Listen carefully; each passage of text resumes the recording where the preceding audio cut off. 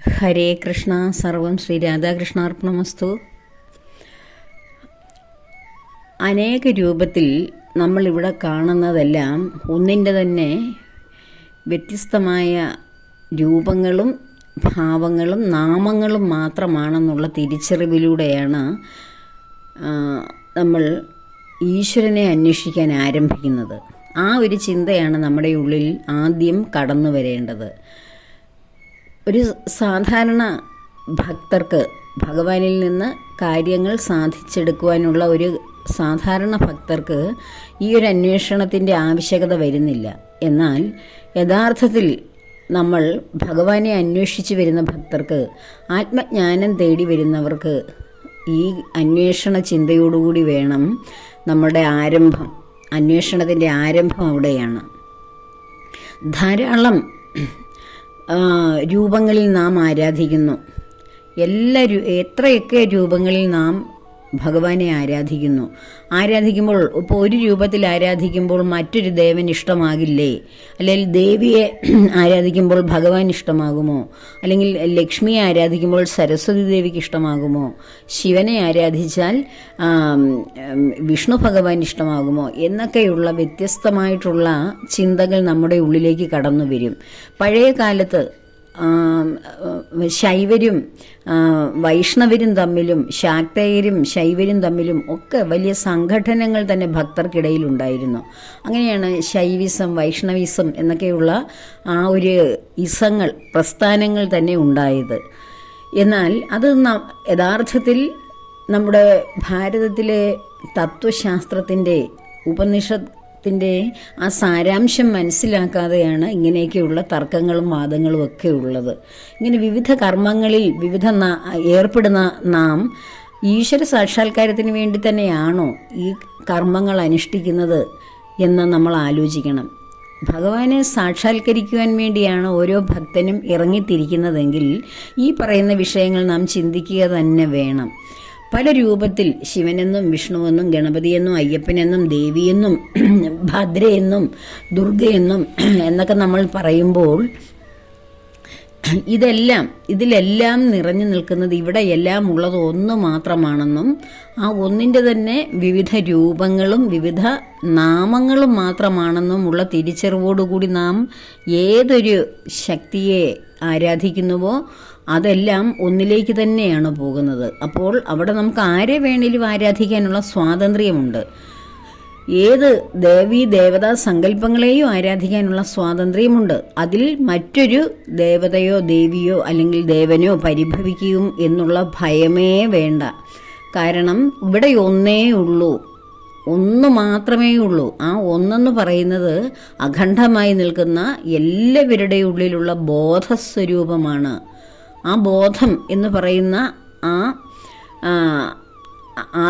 ആത്മാംശം, അതായത് ഭഗവാനിൽ നിന്ന് നമ്മളിലേക്ക് തെറിച്ചു വീണ നമ്മളെ ഓരോരുത്തരെയും സൃഷ്ടിച്ചിരിക്കുന്ന ആ ബോധം എന്ന് പറയുന്ന ആ സത്ത് നമ്മുടെ ഓരോരുത്തരുടെയും ഉള്ളിൽ ഇരിക്കുന്നത് കൊണ്ടാണ് നമ്മൾ ശൈവരായും വൈഷ്ണവരായും ശാക്തേയരായും എന്നൊക്കെ നമ്മൾ ആരാധിക്കുന്നതും നമ്മൾ ചിന്തിക്കുന്നതും അതിനെക്കുറിച്ച് വാദകോലാഹലം നടത്തുന്നതും ഒരാൾ പൂജിച്ചാൽ മറ്റേയാൾക്ക് ഇഷ്ടമാകും എന്ന് ചിന്തിക്കുന്നതും എല്ലാം നമ്മുടെ ഉള്ളിൽ എന്തുള്ളത് കൊണ്ടാണ്? ബോധമിരിക്കുന്നത് കൊണ്ടാണ്. ആ ബോധം ഓരോരുത്തരുടെ ഉള്ളിൽ നിന്ന് നഷ്ടപ്പെട്ടു പോയാൽ നമുക്ക് ഇന്ദ്രിയങ്ങളെല്ലാം ഉണ്ട്, നമ്മൾക്ക് ബോധം നഷ്ടപ്പെടുന്നു. നമ്മുടെ മൂക്ക് കൊണ്ട് നമുക്ക് മണത്തറിയാനോ, കണ്ണുകൊണ്ട് കാണുവാനോ, ചെവി കൊണ്ട് കേൾക്കുവാനോ, നാവ് കൊണ്ട് സംസാരിക്കുവാനോ, നമ്മളെ ആരൊക്കെയാണ് എടുത്തുകൊണ്ട് പോയത് എന്ന് അറിയുവാനോ, എത്ര പേര് സ്പർശിച്ചാലും നമുക്കറിയാൻ കഴിയുമോ? നമ്മുടെ ഉള്ളിൽ ആ ബോധം നഷ്ടപ്പെട്ട് കഴിഞ്ഞാൽ അപ്പോൾ നമ്മൾ വെറും ഒരു തടിയല്ലേ.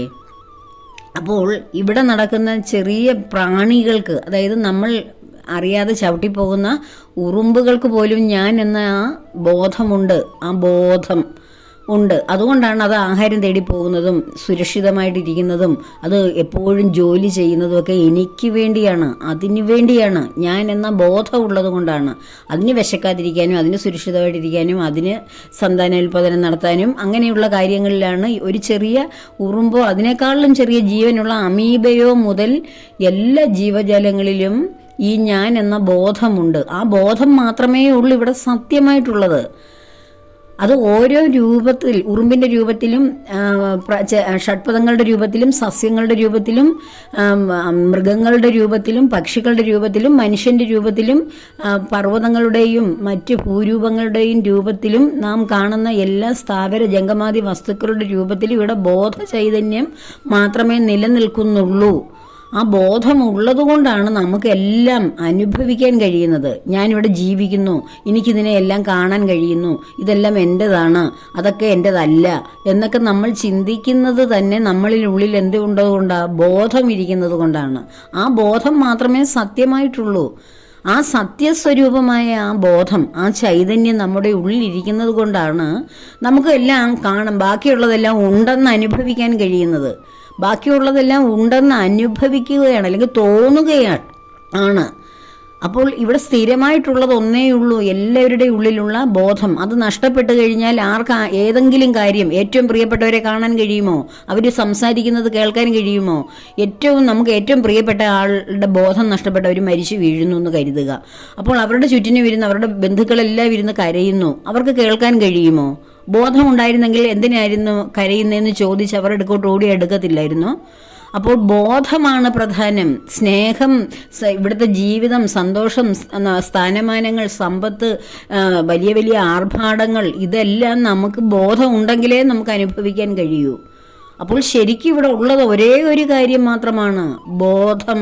എല്ലാവരുടെ ഉള്ളിലിരിക്കുന്ന ആ ബോധം, അതാണ് ആത്മാവ്. അതിനെ ശ്രീ നാരായണ ഗുരുദേവൻ അറിവെന്നാണ് പറഞ്ഞത്. മറ്റു പലരും നമ്മുടെ സത്തെന്നാണ് നമ്മുടെ ഉപനിഷത്തുകളിൽ അത് സൂചിപ്പിക്കുന്നത്. സച്ചിദാനന്ദ ചൈതന്യം, ആ സത്ത് ചിത്ത് ആനന്ദം, ആ പരമാനന്ദ ചൈതന്യമാണ് നമ്മുടെ ഉള്ളിലിരുന്ന് പ്രകാശിക്കുന്ന ആ തേജസ്. അത് ഓരോരുത്തരുടെ ഉള്ളിലിരിക്കുമ്പോൾ നമ്മൾ ഓരോരുത്തരും നമ്മെ വിളിക്കുന്നത് ഞാൻ എന്നാണ്. ഞാനാണ് ഈശ്വരൻ. ഇത് തന്നെയാണ് ജീസസ് ക്രൈസ്റ്റും ഓരോ പ്രവാചകന്മാരും ഒക്കെ ഇവിടെ ഇരുന്ന് പറഞ്ഞത്. ഞാനാണ് ദൈവം എന്ന് പറഞ്ഞപ്പോൾ കേട്ടവർ പറഞ്ഞ്, നീയാണോ ദൈവം? അപ്പം ഞങ്ങളൊക്കെയോ നീ ദൈവമാണോ എന്ന് ചോദിച്ചു. പക്ഷേ ഞാനാണ് ദൈവം എന്ന് പറഞ്ഞത് ഞാൻ പറയുന്നു, നിങ്ങൾ ഓരോരുത്തരും പറയുന്നു ഞാനാണ് ദൈവം എന്ന് വെച്ചാൽ നമ്മളിലിരിക്കുന്ന ഞാൻ എന്ന് പറയുന്ന ആ ബോധമാണ് ദൈവം എന്നാണ് അത് മനസ്സിലാക്കിയ പ്രവാചകന്മാർ പറഞ്ഞത്. ഇത് ഈ ലോകത്ത് ജീവിക്കുന്ന മനുഷ്യർക്കാണ് ഏറ്റവും കൂടുതൽ ബോധമുള്ളവർ. നമ്മളിലുള്ള ആ കോൺഷ്യസ് മൈൻഡിനെയാണ് ബോധം എന്ന് പറയുന്നത്. ആ കോൺഷ്യസ് മൈൻഡുള്ളവരാണ് ഇവിടെയുള്ള മനുഷ്യരെല്ലാവരും. ഏറ്റവും കൂടുതൽ ബോധം ഉപയോഗിച്ച് ജീവിക്കുന്ന ഭൂമുഖത്തെ ജീവജാലങ്ങളിൽ ഏറ്റവും കൂടുതൽ ബോധമുള്ളവരാണ് മനുഷ്യർ.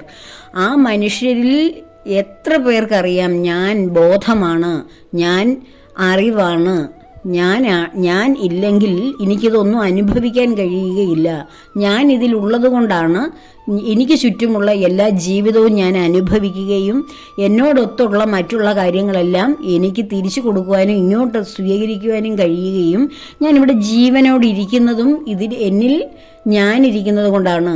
എന്നിൽ ഞാനിരിക്കുക എന്ന് വെച്ചാൽ എന്നിൽ ഇരിക്കുന്ന ഞാൻ എന്ന ചൈതന്യം. അതൊരു ശരീരമാണെങ്കിൽ നമ്മുടെ ശരീരം എപ്പോഴും ഇല്ലേ?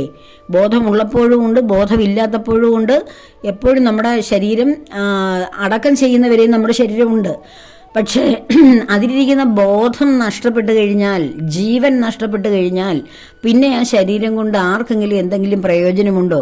അത് ചീഞ്ഞു നാറുന്നതിന് മുമ്പ് അതിനെ എടുത്ത് മറവ് ചെയ്യുകയാണ് ചെയ്യുന്നത്. അത് മനുഷ്യനെ ആയാലും ഏതൊരു ജീവിയെയാണേലും. അപ്പോൾ അതിൽ ജീവസുറ്റായിട്ട് നിൽക്കുന്ന, അതിന് ചൂടും ചൈതന്യവും കൊടുത്ത് നിൽക്കുന്ന, അതിനെ കർമ്മം ചെയ്യാൻ പ്രേരിപ്പിക്കുന്ന ഏക ഘടകം ഞാനാണ്. ഞാനെന്ന് വെച്ചാൽ അതിലിരിക്കുന്ന ബോധം. ഓരോരുത്തരും അവനവനെ ഞാനെന്നല്ലേ സൂചിപ്പിക്കുന്നത്. അപ്പോൾ ആ ബോധമാണ് ഇവിടെ ഉള്ളത് മാത്രം, അല്ലാതെ മറ്റൊന്നും ഇവിടെ കാണുന്നില്ല. മറ്റെല്ലാം നമ്മൾ കാണുന്നത് ആ ബോധം നമ്മുടെ ഉള്ളിൽ ഇരിക്കുന്നത് കൊണ്ട് മാത്രമാണ്. ആ ബോധം നഷ്ടപ്പെട്ടു കഴിഞ്ഞാൽ ഇവിടെ നമുക്ക് എന്തെല്ലാം ഉണ്ടെങ്കിലും, എത്രയെത്ര പദവിയിൽ നാം ഇരുന്നാലും, എത്രയോ പേർ നമുക്ക് സൗഹൃദങ്ങളും സ്നേഹവും തന്നു ഇരുന്നാലും, അവരുടെ ആരുടെയെങ്കിലും എന്തെങ്കിലും വാക്കുകളോ സ്നേഹമോ അല്ലെങ്കിൽ അതിൽ നിന്ന് കിട്ടുന്ന ഏതെങ്കിലും അനുഭവിക്കാൻ നമുക്ക് കഴിയുമോ? ആലോചിച്ച് നോക്കൂ. അപ്പോൾ ആ ബോധത്തിൽ വേണം ഓരോ വ്യക്തിയും ജീവിക്കുവാൻ. അപ്പോൾ നമുക്ക് മനസ്സിലാകും ഈ ബോധം ഉള്ളത് കൊണ്ടാണല്ലോ ഈ ശരീരം നിലനിൽക്കുന്നതെന്നും ഈ ശരീരം നിലനിൽക്കുന്നതും ബോധം ശരീരത്തിനുള്ളിൽ പ്രവർത്തിക്കുന്നത് കൊണ്ടാണല്ലോ നമുക്ക് ഇന്ദ്രിയങ്ങളിലൂടെ അനുഭവങ്ങൾ ഉണ്ടാവുകയും ആ അനുഭവങ്ങൾ നമ്മുടെ ചിത്തത്തിൽ അങ്ങനെ കേന്ദ്രീകരിക്കുകയും ചിത്തവും മനസ്സും തമ്മിലുള്ള സമ്പർക്കം വരികയും അങ്ങനെ നമ്മളെ കൊണ്ട് നിത്യേന പല കർമ്മങ്ങൾ മനസ്സ് ചിന്തിപ്പിച്ച് അത് ചെയ്യിക്കുന്നതിൻ്റെ പ്രധാന കാരണം ഇതിലിരിക്കുന്ന ബോധമാണ്. അപ്പോൾ നമ്മളല്ല ഈ കർമ്മങ്ങൾ ചെയ്യുന്നത്. നമുക്ക് ശരീരം ഉണ്ടെങ്കിൽ നാം കർമ്മം ചെയ്യുന്നു എന്ന് നമ്മൾ പറയുന്നു. പക്ഷെ ശരീരം ബോധമില്ലാത്തപ്പോൾ നമുക്ക് എന്തെങ്കിലും കർമ്മം ചെയ്യാൻ കഴിയുമോ? ബോധമില്ലാത്ത ഒരു വ്യക്തിക്ക് ഏത് കർമ്മം ചെയ്യാൻ കഴിയും? ഒന്നും ചെയ്യാൻ കഴിയില്ല. അവർ വടി പോലെ അവിടെ കിടക്കും. അപ്പോൾ അതിനുള്ളിലിരിക്കുന്ന ബോധചൈതന്യമായ ആ ഞാനെന്ന് പറയുന്ന ഭഗവാന്റെ ശക്തി, അല്ലെങ്കിൽ അത് ബ്രഹ്മചൈതന്യം, അല്ലെങ്കിൽ ഈശ്വരൻ, അല്ലെങ്കിൽ ദൈവം എന്നൊക്കെ പറയുന്ന ആ ശക്തി അതിലിരിക്കുന്നത് കൊണ്ടാണ് നാം കർമ്മങ്ങൾ ചെയ്യുന്നത്. അതുകൊണ്ടാണ് ഭഗവാൻ അർജുനനോട് പറഞ്ഞത്, അർജുന നീയല്ല കർമ്മം ചെയ്യുന്നത്, ഞാനാണ്, നിന്നെ കൊണ്ട് ചെയ്യിക്കുകയാണ്, അത് നീ ഒന്ന് മനസ്സിലാക്കൂ അർജുന എന്ന് പറഞ്ഞത്. ആ ബോധം അർജുനന്റെ ഉള്ളിലും ആ ബോധമാണ്, ഭഗവാനാകുന്ന ബോധമായിരിക്കുന്നത്. ആ ബോധം ഉള്ളത് കൊണ്ടല്ലേ കർമ്മങ്ങൾ ചെയ്യുന്നത്. ആ ബോധം ഏത് വ്യക്തിയിൽ നിന്ന് എപ്പോൾ നഷ്ടപ്പെടുന്നോ ആ വ്യക്തിക്ക് യാതൊരു കർമ്മം ചെയ്യാൻ കഴിയില്ല. അയാൾ അല്ലെങ്കിൽ ആ വ്യക്തി ഒരു വെറും തടിയായി കിടക്കും. അപ്പോൾ ഭഗവാൻ അതിനകത്തിൽ ഇരിക്കുന്നത് കൊണ്ടാണ്, ബ്രഹ്മം അതിലിരിക്കുന്നത് കൊണ്ടാണ്, ദൈവം അതിലിരിക്കുന്നത് കൊണ്ടാണ്, ഈശ്വരൻ അതിലിരിക്കുന്നത് കൊണ്ടാണ് നമ്മൾ ഓരോ കർമ്മങ്ങളും ചെയ്യുന്നത്. എന്നിട്ട് നമ്മൾ പറയും നമ്മൾ ശരീരമാകുന്ന ഈ എൻ്റെ കഴിവ് കൊണ്ടാണ് ഞാനിതെല്ലാം ചെയ്തു കൂട്ടുന്നതെന്ന്. ശരീരം കൊണ്ടാണോ അതെല്ലാം ചെയ്യുന്നത്? ചെയ്യാനുള്ള ഉപകരണം മാത്രമാണ് ശരീരം. പക്ഷേയോ അതിലിരിക്കുന്ന ബോധം ഈശ്വരൻ ഇല്ലാതെ വന്നു കഴിഞ്ഞാൽ ഏതെങ്കിലും കർമ്മം ചെയ്യാൻ നമ്മളെ കൊള്ളാവോ? മറ്റുള്ളവരാണ് നമ്മളെ എടുത്തുകൊണ്ട് പോകേണ്ടി വരുന്നത്. എത്ര വലിയ ആളായിക്കോട്ടെ, എത്ര വലിയ പദവി വഹിക്കുന്ന ആളായിക്കോട്ടെ, ലോകം അറിയുന്ന മഹാരാജാവായിക്കോട്ടെ, ചക്രവർത്തി ആയിക്കോട്ടെ, പക്ഷേ ബോധം നഷ്ടപ്പെട്ടു കഴിഞ്ഞാൽ ആ വ്യക്തിയെ ചുമക്കേണ്ടത് മറ്റുള്ളവരാണ്, അല്ലാതെ ആ വ്യക്തിയല്ല. ആ വ്യക്തിക്ക് ആ ബോധം നഷ്ടപ്പെട്ടു കഴിഞ്ഞാൽ അനങ്ങാൻ പറ്റുമോ? നിൽക്കുന്ന നിലയിൽ ഉരുണ്ട് താഴെ വീഴുകയില്ലേ? അപ്പോൾ ഭഗവാനാണ് കർമ്മങ്ങളെല്ലാം ചെയ്യുന്നത്. നിങ്ങൾ ഓരോരുത്തരെയും കൊണ്ടും പ്രപഞ്ചത്തിലുള്ള ഓരോ ജീവജാലങ്ങളുടെയും കർമ്മം നിശ്ചയിക്കുന്നത് ഭഗവാനാണെന്ന് പറയുന്നത് ഈ ഒരു തരുണത്തിൽ ഇങ്ങനെയാണ് മനസ്സിലാക്കേണ്ടത്. എല്ലാവരുടെയും ഉള്ളിൽ ഇരിക്കുന്ന ബോധം കൊണ്ടാണ് നമ്മൾ ഓരോരുത്തരും കർമ്മം ചെയ്യുന്നത്. ആ കർമ്മ വാസന കൊണ്ടാണ് നമ്മൾ ഏതുതരം കർമ്മങ്ങൾ ചെയ്യുന്നു എന്ന് പറയുന്നത്. ആ വാസന വരുന്നത് പൂർവജന്മ കർമ്മഫലമാണ് നമുക്ക് വാസനകളായിട്ട് നമ്മളുടെ ഉള്ളിൽ ഇപ്പോഴും കടന്നു വരുന്നത്. ഈ ബോധത്തിനാണ് ആ വാസനയുള്ളത്, ശരീരത്തിനല്ല. അതുകൊണ്ടാണ് അനശ്വരമായ ബോധം നശ്വരമായ ശരീരത്തിലിരുന്ന് കർമ്മങ്ങൾ ചെയ്തിട്ട് ബാക്കി കർമ്മങ്ങൾ വരുമ്പോൾ ആ ശരീരത്തിനെ അവിടെ ഉപേക്ഷിച്ച് ഇനി കർമ്മം ചെയ്യാൻ ശരീരത്തിന് കെൽപ്പില്ല, അതുകൊണ്ട് അത് ജീർണിച്ചു, അത് കളഞ്ഞിട്ട് മറ്റൊന്ന് സ്വീകരിക്കുന്നു. ഒരു കർഷകൻ നിത്യേന അവൻ്റെ പണിയായുധവുമായിട്ട് തൂമ്പയോ മൺവെട്ടിയോ ഒക്കെ ആയിട്ട് കൃഷി ചെയ്യാൻ പോകുന്നു. അത് നിരന്തരം ജോലി ചെയ്ത് അതങ്ങ് ദ്രവിച്ച്, ഇരുമ്പല്ലേ, അതങ്ങ് ദ്രവിച്ച് ചീത്തയായി പോകുന്നു. അപ്പോൾ കർഷകൻ എന്ത് ചെയ്യും? മറ്റൊരു ഉപകരണം വാങ്ങും, ഒരു തൂമ്പയോ മൺവെട്ടിയോ വേറൊരു പുതിയത് വാങ്ങി വീണ്ടും പണി ചെയ്യും. കർഷകൻ മാറുന്നുണ്ടോ? കർഷകൻ അത് തന്നെയല്ലേ, പണിയായുധമല്ലേ മാറിയെടുത്തത്. ഇതുപോലെ തന്നെയാണ് നമ്മളിലിരിക്കുന്ന ഈ ബോധം എന്ന് പറയുന്നതാണ് കർഷകൻ. നമ്മുടെ ശരീരമാണ് ഈ പണിയായുധം. ഈ ആയുധം ദ്രവിച്ച് പോകുന്നത്, ജീർണിക്കുന്നതനുസരിച്ച്, കർമ്മങ്ങൾ ചെയ്യുന്നതനുസരിച്ച്, കാലഗതി അനുസരിച്ച് ശരീരം ജീർണിക്കും. കാരണം ശരീരം നശ്വരമാണ്, നശിക്കാനുള്ളതാണ്. ജഡം അനിത്യമാണ്, നിത്യമല്ല. അതിലിരിക്കുന്ന ബോധമാണ് നിത്യം. ആ നിത്യമായ ബോധം കൊണ്ട് നടക്കുന്ന ഉപകരണം മാത്രമാണ് അനിത്യമായ ബോധം കൊണ്ട് നടക്കുന്ന ആ ഉപകരണം മാത്രമാണ് ഈ നിത്യതയിലേക്ക് പോകുന്ന ആ ബോധത്തെ കൊണ്ട് നടക്കുന്ന അനിത്യമായ ശരീരത്തെയാണ് നമ്മളിവിടെ ഉപയോഗിച്ച് ചീത്തയായി പോയിക്കൊണ്ടിരിക്കുന്നത്. അപ്പോൾ ശരീരമാണ് എപ്പോഴും നശിച്ചു പോകുന്നതും അതിനുള്ളിലിരിക്കുന്ന ബോധം എന്ന് പറയുന്ന ആ ശക്തിയാണ് നിത്യമായി നിലകൊള്ളുന്നതും. അനിത്യമായ ശരീരത്തെ നിത്യമായി നിലനിർത്തുന്ന ബോധം ഉപയോഗിച്ച് തീരുമ്പോൾ പുതിയ ശരീരങ്ങൾ എടുക്കുന്നു. അതാണ് മരണവും ജീവിതവും പുനർജന്മവും എല്ലാം. അല്ലാതെ ആ ഒരു ശരീരം ഉപയോഗിച്ച് കഴിഞ്ഞതിന് ശേഷം, അല്ലെങ്കിൽ ഒരു വസ്ത്രം ഉപയോഗിച്ചതിന് ശേഷം, അല്ലെ ഒരു പണിയായുധം ഉപയോഗിച്ചതിന് ശേഷം അവിടം കൊണ്ട് അത് തീരുകയല്ല. വീണ്ടും കർമ്മങ്ങൾ നമ്മൾ എന്നാണോ ഈശ്വരൻ എന്ന് പറയുന്ന ആ ശക്തി ഇവിടെ ഉണ്ടായ അന്നു മുതലുണ്ട് നാമും. അതുകൊണ്ടാണ് ഭഗവാൻ പറഞ്ഞത്, നീ ഉണ്ടായിട്ടില്ല അർജുന. ഇവിടെയുള്ളവർ ഭീഷ്മരും ദ്രോണരും ആരും ഇവിടെ ഉണ്ടായിട്ടില്ല. പിന്നെ എങ്ങനെ നീ അവരെ കൊല്ലുന്നത്? അവരാരും നിന്റെ അസ്ത്രമേറ്റ് മരിക്കാനും പോകുന്നില്ല. അവരൊക്കെ പണ്ടേ എന്നോടൊപ്പം ഉണ്ടായവരാണ്. നീ ഉൾപ്പെടെ എല്ലാവരും ഉണ്ടായവരാണ്. നീ വിചാരിച്ചാൽ അവരാരും മരിക്കുകയില്ല. അവർ മരിക്കുക എന്ന് വെച്ചാൽ അവരുടെ കർമ്മഫലമായിട്ട് അവരുടെ ഈ ഭൗതിക ശരീരം നഷ്ടപ്പെടുന്നു. ഈ നശിക്കുവാനുള്ള നശ്വരമായ ശരീരമാണ് നീ നഷ്ടപ്പെടുത്തുന്നത്. അത് അവരുടെ കർമ്മങ്ങളുടെ ഫലമാണ്. അവർ ദുഷ്കർമ്മം ചെയ്യുന്ന തിന്മകളുടെ കൂടെ നിൽക്കുന്നതുകൊണ്ട് അവർക്ക് ഇങ്ങനെയൊക്കെ അവരുടെ ശരീരം നഷ്ടപ്പെടണമെന്ന് അവരുടെ കർമ്മഫലത്തിലുണ്ട്. ആ കർമ്മഫലം അനുസരിച്ചാണ്. അത് നീ ചെയ്തില്ലേലും അത് ഞാൻ ചെയ്തിരിക്കും. കാരണം കാലമാകുന്ന മഹാപുരുഷനാണ് ഞാൻ. എന്നിലേക്കാണ് എല്ലാം വന്ന് അടിയുന്നത്. അപ്പോൾ നീ ചെയ്താലും ചെയ്തില്ലേലും അവരുടെ കർമ്മം അനുസരിച്ച് ഇല്ലാതായിക്കൊണ്ടേയിരിക്കും. ആ കർമ്മത്തിന്റെ ഫലം അവരനുഭവിക്കും. അപ്പോൾ പിന്നെ നീ ആരെയാണ് കൊല്ലുന്നെന്ന് ഓർത്ത് നീ കരയുന്നത് എന്ന് അർജുനനോട് ചോദിക്കുന്നത് ഇപ്പോൾ നമുക്ക് ഈ അവസരത്തിൽ നമുക്കത് മനസ്സിലാക്കാം. കാരണം ഈ നമ്മളിലിരിക്കുന്ന ബോധത്തെ ആർക്കാണ് കൊല്ലാൻ കഴിയുന്നത്? പിന്നെയും ഭഗവാൻ പറയുന്നുണ്ട്, ഇത് അഗ്നിയിലിടുവാനോ അല്ലെങ്കിൽ കാറ്റടിച്ചു പോകുവാനോ അല്ലെങ്കിൽ മണ്ണിൽ ലയിക്കുവാനോ വെള്ളത്തിൽ വീണാൽ നഷ്ടപ്പെടുവാനോ ഉള്ളതല്ല. നമ്മുടെ ശരീരം ജലത്തിൽ വീണാൽ ശ്വാസം മുട്ടി നഷ്ടപ്പെടും, തീയിൽ വീണാൽ കരിഞ്ഞു പോകും, വായുവിൽ പ്രചണ്ഡമായ കാറ്റടിച്ചാൽ അത് നഷ്ടപ്പെട്ടു പോകും. കാരണം ആ ശരീരം നശിച്ചു പോകുന്ന ഒരു താൽക്കാലികമായ ഒരു ജഡവസ്തുവാണ്. അതിനകത്തിരിക്കുന്ന ബോധത്തിന് യാതൊരു കാര്യവും സംഭവിക്കുന്നില്ല. അത് അനിത്യമായി നിലനിൽക്കുകയാണ്, എന്നേക്കും ഇവിടെ നിലനിൽക്കുകയാണ്. നിത്യതയുള്ള സാധനമാണ്. അനിത്യമായത് ബോഡിയാണ്, നമ്മുടെ ശരീരമാണ്. അപ്പോൾ അതിനെ വേണ്ടി ഈ നിത്യതയില്ലാത്ത സാധനത്തിന് വേണ്ടിയാണ് അതാണ് പ്രധാനം എന്ന് പറഞ്ഞാണ് നമ്മൾ ഈ ജീവിക്കുന്നത് മുഴുവൻ. ഈ സത്യം മനസ്സിലാക്കുന്നവർ ഈ ഭൂമണ്ഡലത്തിലുള്ള എന്തോരം മനുഷ്യർ, എത്ര കോടിയുണ്ട്? 400 കോടിയിലധികം മനുഷ്യരുണ്ട്. ആ മനുഷ്യരിൽ എത്ര പേർക്കറിയാം ഈ സത്യം? അറിഞ്ഞവർ തന്നെ അത് ഉൾക്കൊള്ളുന്നത് എത്ര പേരുണ്ട്?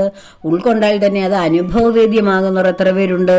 അതുകൊണ്ടാണ് ഭഗവാൻ അർജുനനോട് പറഞ്ഞ, അർജുന, ഇതറിയുന്നവർ കുറച്ചു പേരേയുള്ളൂ. ആ കുറച്ചു പേരിൽ തന്നെ അത് മനസ്സിലാക്കുന്നവരും തുലവും വളരെ കുറവാണ്. ആ മനസ്സിലാക്കിയാൽ തന്നെ അത് അനുഭവിക്കുന്നവർ വിരലിൽ എണ്ണാവുന്നവർ പോലും ഉണ്ടാകില്ല എന്ന് പറഞ്ഞത്. അപ്പോൾ ഈ തത്വം മനസ്സിലാക്കിയാൽ, ഈ പ്രപഞ്ച സത്യം മനസ്സിലാക്കിയാൽ, അതായത് ഉപനിഷത്ത് സാരാംശമായ ഈ ബ്രഹ്മ വാക്യങ്ങൾ നമ്മൾ ഉൾക്കൊള്ളുന്ന ഏതൊരു വ്യക്തിക്കും ഇത് ക്രമേണ നമ്മുടെ മനസ്സിനെ പറഞ്ഞു പഠിപ്പിക്കുക. ഇവിടെ സത്യമായിട്ടും നിത്യമായിട്ടുമുള്ളത് ഒന്നേയുള്ളൂ. ഈ കാണുന്നതെല്ലാം അനിത്യമാണ്, ജഡവസ്തുക്കളാണ്, എല്ലാം കടന്നു പോകുന്നതാണ്. പക്ഷേ നമ്മുടെ ഉള്ളിലിരിക്കുന്ന ഈ ബോധം എന്നേക്കും പുതിയ അവതാരങ്ങളെടുത്ത്, പുതിയ ജീവനുകളെടുത്ത് വീണ്ടും വന്ന് കർമ്മങ്ങൾ അനുഷ്ഠിച്ചിട്ട് തിരിച്ചു പോകുന്നു. അങ്ങനെ കർമ്മമണ്ഡലമാണ് ഭൂമി. ജീവനുകൾക്ക് വന്ന കർമ്മങ്ങൾ അനുഷ്ഠിച്ചു പോകുവാൻ ഒരു കർഷകന് കൃഷി ചെയ്യാനുള്ള സ്ഥലം ഏതാണ്? പാറപ്പുറത്താണോ കൃഷി ചെയ്യുന്നത്? അവന് കൃഷി ചെയ്യാനുള്ള സ്ഥലം കൃഷിസ്ഥലമാണ്, അതിനനുയോജ്യമായ സ്ഥലമാണ്. അതുപോലെ ഓരോ ജീവാത്മാവിനും, ആ ബോധമാകുന്ന ഓരോ ജീവനും വന്നിട്ട് അവൻ്റെ കർമ്മങ്ങൾ പൂർത്തീകരിക്കുവാനുള്ള സ്ഥലമാണ് ഭൂമണ്ഡലം. അത് പൂന്താനം തിരുമേനി പറഞ്ഞിട്ടുണ്ട് ജ്ഞാനപ്പാനയിൽ, കർമ്മകാന്ഡമായ ഈ ഭൂമിയെക്കുറിച്ച്. അപ്പോൾ ആ കർമ്മം അനുസരിച്ചിട്ട് നമ്മൾ വന്ന് കർമ്മങ്ങൾ ചെയ്തിട്ട് തിരിച്ചു പോയിട്ട് ഇപ്പോൾ ചെയ്യുന്ന ഈ കർമ്മത്തിൻ്റെ അതിൻ്റെ എന്താണോ നമ്മൾ ആഗ്രഹിക്കുന്നത്, ഏത് രൂപത്തിലാണോ നമ്മുടെ മനസ്സിരിക്കുന്നത്, അതേ രൂപത്തിൽ വീണ്ടും തിരിച്ചു വന്നിങ്ങനെ കർമ്മങ്ങൾ അനുഷ്ഠിച്ച് ഇങ്ങനെ ഒരു അനസ്യൂത പ്രക്രിയയായിട്ട് പോകുന്നു. യാതൊരു വ്യക്തി ഈ കർമ്മങ്ങളൊക്കെ എന്നെ കൊണ്ട് ചെയ്യിക്കുന്നത് എന്നിലിരിക്കുന്ന ബോധമാണെന്ന് മനസ്സിലാക്കുകയും ആ ബോധത്തിൻ്റെ നിഷ്ഠയനുസരിച്ച്, നിർദ്ദേശമനുസരിച്ച് ഞാൻ ചെയ്യുകയാണ്, ഞാൻ ഇവിടെ വന്ന് ആടിത്തീർക്കുകയാണ് ഇതൊക്കെ എന്ന് തിരിച്ചറിയുകയും ഈ കർമ്മങ്ങളെല്ലാം എൻ്റെതല്ല, എന്നെ കൊണ്ട് ചെയ്യിപ്പിക്കുന്നതാണെന്നുള്ള ആ ബോധ്യത്തോടുകൂടി ഏതൊരാൾ ഇവിടെ ജീവിക്കുന്നോ ആ ആൾക്കാണ് പരമമായ മോക്ഷം ഇവിടെ വെച്ച് തന്നെ ലഭിക്കുന്നത്. അത് ഇവിടുന്ന് ശരീരം വിട്ട് പോകുമ്പോഴല്ല മോക്ഷം നമുക്ക് ലഭിക്കുക, മുക്തി ലഭിക്കുക. മോക്ഷാർത്ഥിയാകുന്ന ആൾക്ക് ആദ്യമേയുള്ള പാഠം ഇതാണ്. ഇതിനെക്കുറിച്ച് അന്വേഷിക്കാൻ തുടങ്ങിക്കഴിഞ്ഞാൽ ഏതൊരു വ്യക്തിയും അവനവൻ ആരാണെന്ന് ചിന്തിക്കുകയും അതനുസരിച്ച് ഇങ്ങനെയുള്ള ചിന്തകൾ വന്നാൽ എന്ത് ഗുണമാണ് ജീവിതത്തിൽ, ഈ ജീവിതം ആസ്വദിക്കാൻ പറ്റുമോ, ഇത് എൻ്റെതല്ലെന്ന് ഞാൻ ചിന്തിക്കില്ലേ, ഇതൊക്കെ എന്നെ കൊണ്ട് ഭഗവാൻ ചെയ്യിക്കുന്നു, അതുകൊണ്ട് ഞാൻ കർമ്മം തീർത്തിട്ട് എവിടെയെങ്കിലും പെട്ടെന്ന് കടന്നു പോകാം, അങ്ങനെയൊക്കെയുള്ള ജീവിതത്തിനോടുള്ള ആസക്തി നഷ്ടപ്പെടുകയില്ലേ എന്നൊക്കെ തോന്നും. ആസക്തി നഷ്ടപ്പെടാനാണ് ഇതൊക്കെ ചിന്തിക്കുന്നത്. അപ്പോൾ നമ്മൾ ആവശ്യമില്ലാത്ത ആസക്തിയോടുകൂടിയുള്ള ആവേശത്തോടുകൂടിയുള്ള എല്ലാ കാര്യങ്ങളിലും ഓടി നടന്ന് പെട്ട് നമ്മുടെ ശരീരവും ജീവിതവും നഷ്ടപ്പെട്ട് എന്തിനാണ് നാം ഇവിടെ വന്നതെന്ന്, നമ്മൾ ആരാണെന്നുള്ള തിരിച്ചറിവില്ലാതെ ഈ മഹാവ്യാകുലതകളിൽ ഏർപ്പെടും. ഈ ശരീരത്തിന് പിന്നാലെ ഈ സുഖഭോഗങ്ങൾ അനുഭവിക്കുവാൻ എന്താണ് ഞാനെന്ന് തിരിച്ചറിയാതെ ഓടുന്നത് കൊണ്ടാണ് ഈ ദുഃഖങ്ങളെല്ലാം ഉണ്ടാകുന്നത്. ഈ തിരിച്ചറിവുള്ള വ്യക്തിക്ക് ദുഃഖങ്ങൾ ഉണ്ടാവുകയില്ല. ദുഃഖങ്ങളെല്ലാം ക്രമേണ അകന്നു പോകും. കാരണം ഇതൊന്നുമല്ല, ഈ കാണുന്ന ഈ വെപ്രാളങ്ങൾ, പുറമേ കാണുന്ന ഈ ഓട്ടങ്ങളൊന്നുമല്ല ഞാനെന്നുള്ളത് തിരിച്ചറിയുന്ന വ്യക്തി ശാന്തമാകാൻ, ഉള്ളിൽ കനലടങ്ങുന്ന ശാന്തതയോടുകൂടി തിരയടങ്ങുന്ന കടല് പോലെ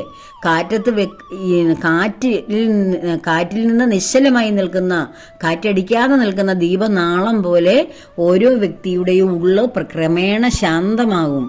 ഇന്ദ്രിയങ്ങളെ നിയന്ത്രണത്തിലേക്ക് കൊണ്ടുവരാൻ കഴിയുന്ന അങ്ങനെയാണ്. നമ്മുടെ അഷ്ടരാഗങ്ങളെല്ലാം, രാഗദ്വേഷങ്ങളെല്ലാം അടങ്ങുന്നത് അങ്ങനെയാണ്. അങ്ങനെ വരുമ്പോഴാണ് നമുക്ക് തോന്നുന്നത് ഇതെല്ലാം സമഭാവനയോടെ കാണാൻ നമുക്ക് കഴിയും. ഓരോ നമ്മൾ കാണുന്ന ഓരോ ജീവജാലങ്ങളിലും ഇരിക്കുന്നത് എന്താണ്? അതാതിൻ്റെ ഉള്ളിലിരിക്കുന്ന ബോധമാണ്. എന്ന് പറഞ്ഞാൽ ഒരു കടിക്കുന്ന പാമ്പ് വരുന്നു, അല്ലെങ്കിൽ കടിക്കുന്ന പട്ടി വരുന്നു, അല്ലെങ്കിൽ മറ്റൊരു ജീവി, ഒരു ആന വരുന്നു, അവയുടെ ഉള്ളിലും ആ ബോധമാണ്, ഈശ്വര ചൈതന്യമാണ്. പക്ഷേ അവയ്ക്ക് അതിൻ്റെതായ ഗുണങ്ങളെ കൊടുത്തിട്ടുണ്ട്. മനുഷ്യൻ്റെ ഗുണം മനുഷ്യത്വമാണ്, വൃക്ഷത്തിൻ്റെ ഗുണം ആ വൃക്ഷത്വമാണ്. ചെടിയെന്ന് കേൾക്കുമ്പോൾ നമുക്ക് ചെടിയെയാണ് ഓർമ്മ വരുന്നത്, വൃക്ഷത്തെക്കുറിച്ച് ഓർക്കുമ്പോൾ മഹാവൃക്ഷങ്ങളെയാണ് ഓർമ്മ വരുന്നത്, സിംഹത്തെ കുറിക്കുമ്പോൾ അതിന് ക്രൗര്യമാണ് നമുക്ക് നമ്മുടെ ഉള്ളിലേക്ക് വരുന്നത്. ആനയെക്കുറിച്ച് പറയുമ്പോഴും ഒരു നമ്മളെയൊക്കെ എടുത്ത് അനേകം മനുഷ്യരെ ഒന്നിച്ച് കൊല്ലുവാൻ ശക്തിയുള്ള മഹാശക്തനായ ഒരു മൃഗത്തെയാണ് ഓർമ്മ വരുന്നത്. ഒരു ഉറുമ്പിനെ കുറിച്ച് ഓർക്കുമ്പോൾ ഏറ്റവും ചെറിയൊരു ജീവിയെക്കുറിച്ചാണ് നമുക്ക് ഓർമ്മ വരുന്നത്. അപ്പോൾ ഓരോ ജീവിക്കും, ഇപ്പം പാമ്പ് അതിനതിൽ വിഷം നിറച്ച് വെച്ചിരിക്കുന്നതാണ്. അപ്പോൾ ഓരോ ജീവിയെയും അതിനനുസരിച്ചാണ് സൃഷ്ടിച്ചു വെച്ചിരിക്കുന്നത്. അപ്പോൾ എല്ലാ ജീവിയും എനിക്ക് അനുകൂലം ചെയ്യും എന്ന് കരുതുന്നതിനേക്കാൾ നല്ലത് അതാതിൻ്റെ ഗുണം നമ്മൾ മനസ്സിലാക്കണം. ഓരോ ജീവിക്കും അതാതിൻ്റെ ഗുണത്തിലാണ് സൃഷ്ടിച്ചു വെച്ചിരിക്കുന്നത്. അപ്പോൾ അതതിൻ്റെ ഗുണം കാണിക്കും. അപ്പോൾ നമ്മൾ എല്ലാം ബ്രഹ്മമാണെന്ന് പറഞ്ഞ് എല്ലാറ്റിനെയും ചേർത്ത് പിടിക്കുന്ന മനസ്സേ നമുക്കുണ്ടാകാവുള്ളൂ. പക്ഷെ അതിനെ വേർതിരിച്ച് നാം കാണുകയും വേണം.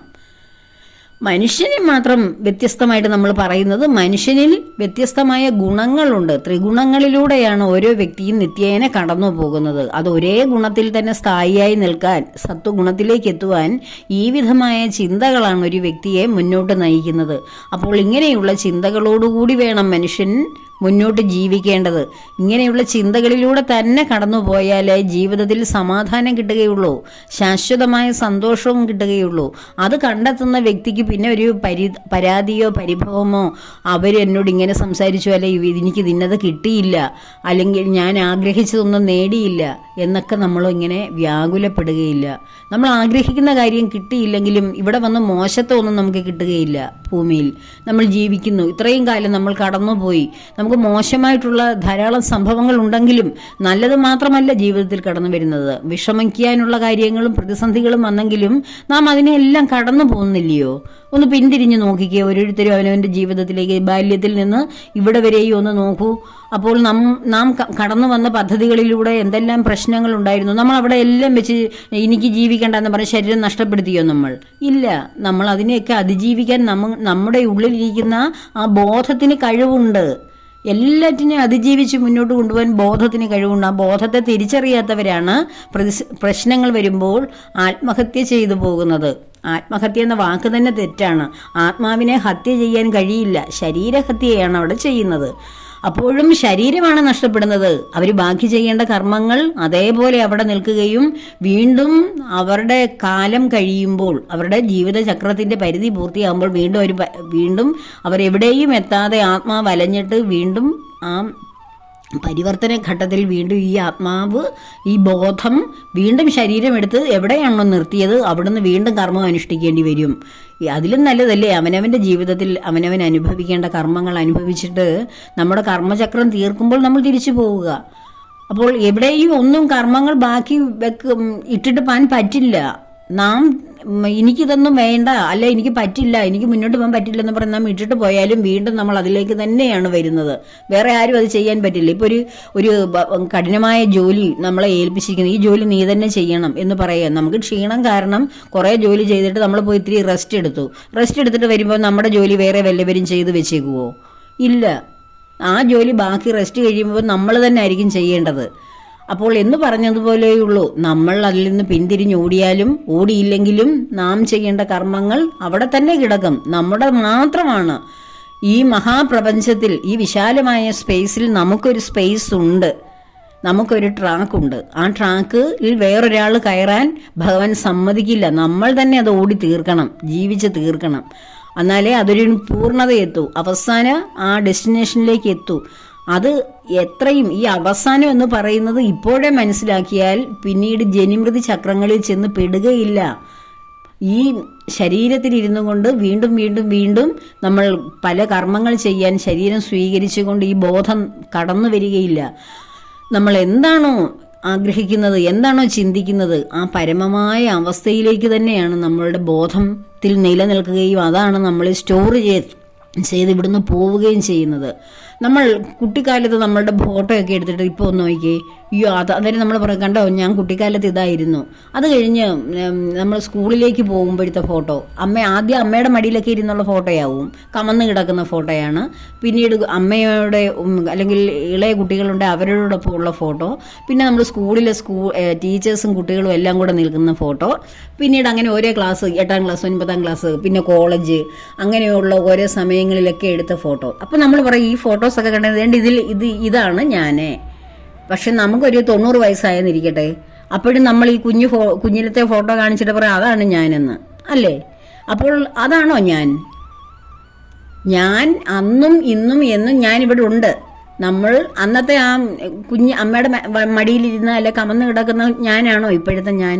രൂപത്തിന് മാറ്റം വന്നില്ലേ? അപ്പോൾ എന്നിട്ട് നമ്മൾ പറയുന്നത് ഞാൻ അതാണെന്ന്, ഞാനാണ് ഈ കാണുന്നതൊക്കെ ഇന്ന്. എന്നാൽ പിന്നെ പറയരുതോ ഞാനാണ് ഈ കാണുന്നത് എല്ലാമെന്ന്? അതിനെ കുറച്ചുകൂടെ അങ്ങ് വിശാലമാക്കിയാൽ പോരെ? ആ ചെറിയ കമണ്ണ് കിടക്കുന്ന പ്രായത്തിലുള്ള ഞാനും, പിച്ച വെച്ച് നടക്കുന്ന പ്രായത്തിലുള്ള ഞാനും, നഴ്സറി പോകുന്ന ഞാനും, വലിയ കുട്ടികളുടെ കൂടെ നടക്കുന്ന ഞാനും, കോളേജിൽ പോകുന്ന ഞാനും, നമ്മൾ ഉദ്യോഗസ്ഥലത്തിരിക്കുന്ന ഞാനും, ഇപ്പോഴുള്ള ഞാനും എല്ലാം ഒന്നാണെങ്കിൽ ഈ കാണുന്ന പ്രപഞ്ചത്തിലുള്ള എല്ലാ ഞാനുകളും ഒന്ന് തന്നെയാണെന്ന് ചിന്തിക്കുക. അന്നത്തെ ശരീരമാണോ ഇപ്പോഴും നമുക്കുള്ളത്? അല്ല, എല്ലാം മാറ്റത്തിന് വിധേയമായിക്കൊണ്ടിരിക്കുന്നു. പക്ഷെ മാറാതിരിക്കുന്ന അന്നത്തെ ഞാനും ഇന്നത്തെ ഞാനും എല്ലാം ഞാൻ ഒന്ന് തന്നെയാണ്. എനിക്ക് വല്ല മാറ്റവും ഉണ്ടോ? ഇല്ല. എൻ്റെ ശരീരമാണ് കുഞ്ഞായതും കൗമാരത്തിൽ കടന്നതും യൗവനത്തിലേക്ക് വന്നതുമെല്ലാം, അല്ലേ? അപ്പോൾ ശരീരം മാറിക്കൊണ്ടിരിക്കുന്നു എന്ന് ഇപ്പം തന്നെ മനസ്സിലാകുന്നില്ലേ? പിന്നെന്തിനാണ് മരിക്കുമ്പോൾ കരയുന്നത്? അവിടുത്തെ ലോജിക്ക് പറയൂ, അത് മനസ്സിലാക്കൂ. കുഞ്ഞായിട്ടിരുന്ന സമയത്തെ ശരീരമാണോ ഇപ്പോഴുള്ളത്? എന്നിട്ട് നമ്മൾ പറയാം അത് ഞാനാണെന്ന്. ഇപ്പോഴുള്ള ശരീരമാണോ ഇനി വാർദ്ധക്യം ബാധിക്കുമ്പോൾ ഉണ്ടാകുന്നത്? അല്ല. അപ്പോൾ നമ്മുടെ വേറൊരു രൂപമായിരിക്കും. അപ്പോഴും പറയും ഞാനാണതെന്ന്. അപ്പോൾ പിന്നെ ശരീരം നിരന്തരം, ഈ പ്രകൃതിയിൽ ജീവിക്കുന്ന ശരീരം നിരന്തരം മാറ്റത്തിന് വിധേയമാകുകയാണെന്ന് നമ്മുടെ മുന്നിൽ തന്നെ നമുക്ക് തെളിവുണ്ട്. മാറിക്കൊണ്ടിരിക്കുന്നു. കുഞ്ഞായിട്ടിരിക്കുന്ന ഞാനല്ല ഇപ്പോൾ, എൻ്റെ ശരീരം മാറിക്കൊണ്ടിരിക്കും. പക്ഷെ അതിരിക്കുന്ന ഞാൻ തന്നെയാണ്. എത്ര കഴിഞ്ഞാലും മരിക്കുന്നവരെയും ഞാൻ പറയും ഇത് ഞാൻ തന്നെയാണെന്ന്. പക്ഷെ ശരീരമോ വ്യത്യസ്തമായിട്ട് മാറിക്കൊണ്ടിരിക്കുന്നു. അങ്ങനെ മാറി മാറി ശരീരം ജീർണിക്കുമ്പോൾ ശരീരം അങ്ങ് പോകുന്നു. അപ്പോൾ പിന്നെ എന്തിനാ കരയുന്നത്? അങ്ങനെ ഉണ്ടെങ്കിൽ കുഞ്ഞായിട്ടിരുന്ന നമ്മൾ കൗമാരത്തിൽ വന്നപ്പോൾ കരയണമായിരുന്നു. അവിടെ ഒരു മരണമാണ് നടന്നത് ശരീരത്തിൻ്റെ. കൗമാരത്തിൽ നിന്ന് യൗവനത്തിൽ വന്നപ്പോൾ മറ്റൊരു മരണമാണ് നടന്നത്. ശരിക്കും ശാസ്ത്രീയമായിട്ട് പറഞ്ഞാൽ 7 വർഷം കൂടുമ്പോൾ ശരീരം നഷ്ടപ്പെട്ട് പുതിയ സെല്ലുണ്ടായി പുതിയ പുതിയ ശരീരം ഉണ്ടാകുന്നു എന്നാണ്. അന്നേരം നമ്മൾ കരഞ്ഞില്ലല്ലോ, എൻ്റെ കുഞ്ഞു ശരീരം പോയി, ഞാൻ വലുതായി, അയ്യോ ഞാൻ യൗവനം മാറി, എനിക്ക് വാർദ്ധക്യം വന്നേ എന്ന് പറഞ്ഞ് നമ്മൾ കരഞ്ഞോ? പിന്നെ ഇതിന് മരണം വരുമ്പോൾ കരയുന്നത്? മരണമെന്ന് പറയുന്നൊരു പുതിയ ശരീരം എടുക്കാൻ വേണ്ടി. അപ്പം സന്തോഷിക്കുകയല്ലേ വേണ്ടത്? അതോ ഈ വയ്യാത്ത അസുഖം ബാധിച്ച നടക്കാൻ കഴിയാത്ത എന്നും മെഡിസിൻ കഴിച്ചുകൊണ്ടിരിക്കുന്ന ആ ശരീരം, മറ്റുള്ളവർക്ക് ഭാരമായിട്ടിരിക്കുന്ന ശരീരം കൊണ്ട് പിന്നെയും ജീവിക്കണോ കുറേ കാലം കൂടെ? അത് നല്ല നമുക്ക് വൈപരീത്യം തോന്നുന്ന ഒരു ചിന്തയല്ലേ ഇത്? എത്ര വിഡിത്തമാണത്. അപ്പോൾ എന്തുകൊണ്ടാണ് പിന്നെ നമുക്ക് വിഷമം വരികയും കരയുകയൊക്കെ ചെയ്യുന്നത്? കരയുന്നത് എന്താണ്? നമ്മൾ മരിക്കുമ്പോൾ നമ്മെ ചുറ്റി കരയുന്ന ആരാണ്? നമ്മളിൽ നിന്ന് സ്നേഹവും കരുതലും ഒക്കെ വാങ്ങിച്ചവരാണ് കരയുന്നത്. അതിനി ഇല്ലല്ലോ, നഷ്ടപ്പെട്ടു പോകുമല്ലോ എന്നോർത്തുള്ള കരച്ചിലാണ്. നമ്മൾ മരണത്തെ ഭയപ്പെടുന്നത് എന്തുകൊണ്ടാണ്? നമ്മൾ സമ്പാദിച്ചു കൂട്ടിയതും നേടിയതെടുത്തതും ഒക്കെ അയ്യോ ഇവിടെ എല്ലാം കളഞ്ഞിട്ട് പോകണല്ലോ എന്നോർത്തുള്ള കരച്ചിൽ. അതുകൊണ്ടാണ് പറഞ്ഞത്, ഇവിടെ എല്ലാം നേടിയതെല്ലാം കരഞ്ഞോണ്ട് പോകേണ്ട കാര്യമില്ല. ഈ നേടിയതൊക്കെ ഇവിടത്തേക്കും വേണ്ടി മാത്രമാണ്. ഒന്നും സ്ഥിരമല്ല എന്നുള്ള ബോധം ഇപ്പോഴേ വേണം. ആ ബോധമില്ലാത്തതുകൊണ്ടാണ് ഇങ്ങനെ കരയുകയും നിലവിളിക്കുകയൊക്കെ ചെയ്യുന്നത്, മരിക്കുമ്പോഴും ജീവിച്ചിരിക്കുമ്പോഴും എല്ലാം. അയ്യോ എൻ്റെതാണല്ലോ, അവർ കൊണ്ടുപോയി, ഇവർ കൊണ്ടുപോയി, എൻ്റെ ആൾക്കാർ എന്നെ വിളിക്കുന്നില്ല, മിണ്ടുന്നില്ല, എന്നോട് അവരിങ്ങനെ പറഞ്ഞു അങ്ങനെ പറഞ്ഞു എന്ന് പറയുന്നത് എന്തുകൊണ്ടാണ്? ഇതൊക്കെ സത്യമാണ്, ഇവിടെ എല്ലാം സ്ഥിരമായിട്ട് നിൽക്കുമെന്ന് വിചാരിക്കുന്നത് കൊണ്ടാണ്. മരണം എന്ന പ്രതിഭാസം നമ്മുടെ ശരീരത്തെ നഷ്ടപ്പെടുത്തിയിട്ട് പുതിയ ശരീരം എടുക്കാൻ പോകുമെന്നുള്ള ആത്യന്തികമായ തൊട്ടടുത്ത വീട്ടിലല്ല അവനവൻ്റെ വീട്ടിലെ മരണം കണ്ടാലും നമുക്കത് ബോധം വരുത്തില്ല. കാരണം നമ്മുടെ ബോധമണ്ഡലത്തിൽ നമ്മളിവിടെ നൂറ്റാണ്ടുകളായി ജീവിക്കുമെന്നുള്ള ഒരു ചിന്ത അടിച്ചേൽപ്പിച്ച് വെച്ചിരിക്കുകയാണ് നമ്മൾ. എന്തുകൊണ്ടാണ് അങ്ങനെ അടിച്ചേൽപ്പിച്ച് വെച്ചിരിക്കുന്നത്? ഇവിടെയോ ഈ ഭൗതിക ലോകവുമായിട്ട് അത്രയ്ക്ക് നമ്മൾ ഇഴുകിയിരിക്കുന്നു. ഇതൊന്നും എനിക്ക് നഷ്ടപ്പെടാൻ പാടില്ല, ഇതെല്ലാം എൻ്റെതാണ് എന്നുള്ള ബോധത്തിലിരിക്കുമ്പോൾ നമ്മൾ ഈ ഭൗതിക പ്രപഞ്ചത്തെ അത്രയ്ക്ക് ചേർത്ത് പിടിക്കുന്നത് കൊണ്ടാണ് നമ്മൾ മരിക്കത്തില്ല, അല്ലെ മറ്റൊരാൾ മരിച്ചാലും ഞാൻ ഇവിടെ ജീവനോടെ ഇരിക്കും എന്നൊക്കെ നമ്മളിരുന്ന് ചിന്തിക്കുന്നത്. അതിനോട് ഈ പ്രകൃതിയോടും ഭൂമിയോടും ലൗകികതയോടും ഒക്കെയുള്ള അറ്റാച്ച്മെൻ്റ് അത്രയ്ക്ക് കഠിനമാണ്. അത് വിട്ടു പോയി കഴിഞ്ഞാൽ മരിച്ചാലും ഒന്നുമില്ല, ജീവിച്ചാലും ഒന്നുമില്ല. എനിക്കാകെയുള്ളത് എൻ്റെ ബോധം മാത്രം. അത് എന്നേക്കും എത്ര കാലം നിലനിൽക്കുന്നോ അത്രയും കാലം ഞാൻ ഈ ശരീരത്തിലിരിക്കുന്നു. അത് കഴിഞ്ഞ് ഈ ശരീരം വിട്ടു പോകുന്നു. ഒന്നും എൻ്റേതല്ല, ഒന്നും ഇവിടെ സ്ഥായിയായില്ല. സ്ഥിരമായിട്ടുള്ളത് എൻ്റെ ഉള്ളിലുള്ള ബോധം മാത്രമാണ്.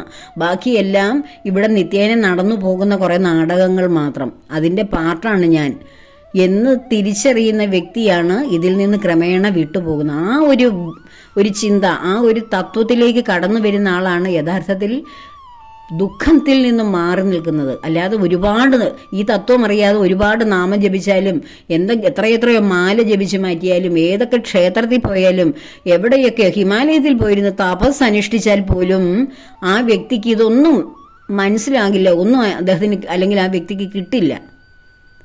ഇതറിയണമെങ്കിൽ എവിടെയും തപസ്സനുഷ്ഠിക്കേണ്ട, അവനവനുള്ളിലേക്ക് സഞ്ചരിച്ചാൽ മതി. ആ സഞ്ചാരത്തിലൂടെ ഇതെല്ലാം മനസ്സിലാവും. ഇത് മനസ്സിലാക്കുന്ന വ്യക്തിക്ക് പിന്നീട് എവിടെ പോയിരുന്ന് തപസ്സനുഷ്ഠിച്ചാലും ഈശ്വരനും നമ്മുടെയുള്ള ബോധവും ഒന്നാണെന്നും ഈ സകല പ്രപഞ്ചത്തെയും ഒരൊറ്റ സെന്ററിൽ കാണാൻ കഴിയുകയും ചെയ്യും, ഈ തത്വം മനസ്സിലാക്കുന്നവർക്ക്. അല്ലാതുള്ളവർ എന്ത് ചെയ്താലും അവർക്ക് അന്നേരം ഇങ്ങനെ കുറച്ച് സമയവും പണവും കാലവും ഒക്കെ നഷ്ടപ്പെടുത്താമെന്നല്ലാതെ അവർക്കൊരു ചേഞ്ചും അവരുടെ ജീവിതത്തിൽ വരില്ല. അവരുടെ മനസ്സിന് യാതൊരു മാറ്റവും വരില്ല. അവർ നിത്യതയിൽ ഇങ്ങനെ എപ്പോഴും നിത്യവും വേദനിച്ചും വിഷമിച്ചും പ്രശ്നങ്ങളെ ചൊല്ലി പരാതിപ്പെട്ടും എവിടെ ചെന്നാലാണ് എനിക്കൊരു പരിഹാരം എന്നൊക്കെയുള്ള വ്യാകുലതയിൽ ജീവിക്കും. ആ വ്യാകുലതയിൽ ജീവിക്കാതിരിച്ച് ഇവിടെ സമാധാനമായിട്ട് ജീവിക്കണമെങ്കിൽ എന്തിനാണ് ഞാൻ എന്ന വിഷയത്തെക്കുറിച്ച് എന്തിനാണ് അറിയുന്നത് എന്ന് ആരോ ഒരു കമൻ്റ് ഇട്ടിരിക്കുന്നത് കണ്ടോ? ഞാൻ എന്ന വിഷയത്തെ അറിയുന്നത് ഞാൻ ആരാണെന്നുള്ള ബോധത്തിൽ ജീവിക്കാൻ തുടങ്ങിക്കഴിഞ്ഞാൽ മറ്റൊന്നും ഞാനല്ലെന്നുള്ള ഈ പുറമേ കാണുന്നതൊന്നും ഞാനല്ല, എന്നിലിരിക്കുന്ന ബോധമാണ് യഥാർത്ഥത്തിൽ ഇവിടെ എന്നേക്കുമുള്ളതെന്നും ഇതൊന്നും എന്നെ സ്പർശിക്കുന്നതല്ല എന്നുള്ള തിരിച്ചറിവ് വന്നു കഴിഞ്ഞാൽ വിഷമങ്ങളിൽ നിന്ന് രക്ഷപ്പെടാം. ഇവിടുത്തെ ജീവിതം സമാധാനപൂർണ്ണമായി കൊണ്ടുപോകാം. ഒരുപാട് സമ്പത്തുള്ള, ഒരുപാട് സന്തോഷമുള്ള, വലിയ നിലയിൽ ജീവിക്കുന്ന, സ്നേഹമുള്ള ഭർത്താവും എല്ലാമുള്ള ഒരു സുഹൃത്ത് എന്നോട് ഈയിടെ ഈ അടുത്ത ദിവസവും സംസാരിച്ചു. അകാരണമായ പഴയ കാലത്തെ കാര്യങ്ങൾ എടുത്ത് ഇങ്ങനെ അയവെട്ടി ഞാനിപ്പോൾ വിഷമിക്കുന്നതാണ് എൻ്റെ ഒരു ജോലിയെന്ന്. ഇപ്പോൾ വിഷമിക്കാൻ ഒരു ജോലിയില്ല, ഒരു കാര്യമില്ല, മക്കളിൽ നിന്നില്ല, ഭർത്താവിൽ നിന്നില്ല, സമ്പത്തിൽ നിന്നില്ല, അച്ഛനമ്മമാരിൽ നിന്നില്ല, യാതൊരു വേദനയില്ല. സന്തോഷവും സുഖവും സമാധാനത്തോടു കൂടി ജീവിക്കുന്ന വ്യക്തി, എല്ലാ ഭൗതികതയിലൂടെ കിട്ടുന്ന സന്തോഷത്തിലൂടെ ജീവിക്കുന്ന വ്യക്തിക്ക് യാതൊരു എല്ലാം അനുഭവിച്ചു, എല്ലാം അവനവന് വേണ്ടുന്നതിലധികമായി കഴിഞ്ഞപ്പോൾ അകാരണമായ വേദന എന്നെ അലട്ടിക്കൊണ്ടിരിക്കുന്നു. എന്താണ് ആ വേദനയുടെ കാരണമെന്ന് എനിക്ക് അറിയത്തില്ല. ഞാൻ പഴയ ഓരോ കാര്യങ്ങളൊക്കെ ഇങ്ങനെ ആലോചിച്ചിരുന്നു മനസ്സ് വിഷമിക്കുമെന്ന്. എന്താണ് അതിനൊക്കെ അർത്ഥം? മനസ്സ് ശൂന്യമാണ്, ഈ ഭൗതികതയിൽ മാത്രം നിറഞ്ഞു നിൽക്കുന്നു. അതിൻ്റെ പാരമ്യത്തിൽ അനുഭവിക്കാവുന്നത് ശരീരവും മനസ്സും ഇന്ദ്രിയങ്ങളും കൊണ്ട് അനുഭവിച്ചു കഴിഞ്ഞു. ഇനി എന്തനുഭവിക്കാനാണ്? അതിൻ്റെ പാരമ്യത്തിലെത്തി.